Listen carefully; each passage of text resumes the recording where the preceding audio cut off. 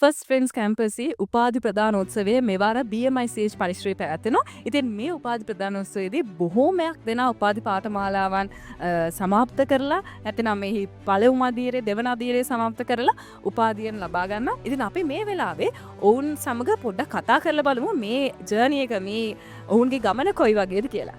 අයිබෝල් කතා කරන්න පුළුවන්. ඇතර විස්තරම ඔබේ නම සහ ඔබ කරපු පාඨමාලාව කොමක්ද කියලා කිව්වොත්? මගේ නම පූජා රන්දි බස්නායක. මං කළේ බැචලර්ස් ඉන් early childhood education. හරි. එතකොට දැන් මේ පාඨමාලාව අතරතුර ඔබට තිබ්බ අත්දැකීම් මොනවද? සහ ඔබ වැඩිම ඉන්ස්පයර් කරේ කවුද? වැඩියෙන්ම ඉන්ස්පයර් කරේ ඇත්තටම ඉස්සලාම කියන අත්දැකීම් ගැන. ඇත්තටම ගොඩක් හොඳයි.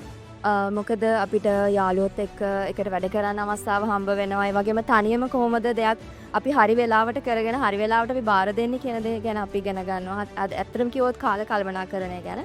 ඒ වගේම ඉන්ස්පයර් කරේ ඇත්තම කිව්වොත් අපේ ඔක්කොම ලෙක්චර්ස්ලා. ඔව්. ඇත්තටම දැන් ස්ටාෆ් එක ගැන ඔයා කිව්වා. ඇත්තටම ඉන්ස්පයර් කරේ ලෙක්චර්ස් ලා. ස්ටාෆ් එක ගැන ඔයාලට මොනවද කියන්න තියෙන්නේ? ස්ටාෆ් එක ඇත්තටම ගොඩක් ෆ්‍රෙන්ඩ්ලි.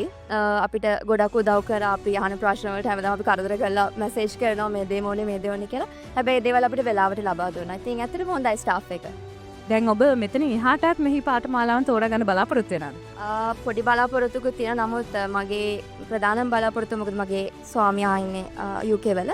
ඉතින් ඒ නිසා මම ගොඩක් බලාපොරොත්තු වෙන්නේ පිටරට ගිහිල්ලා උසස් අධ්‍යාපනය නිමා කරා.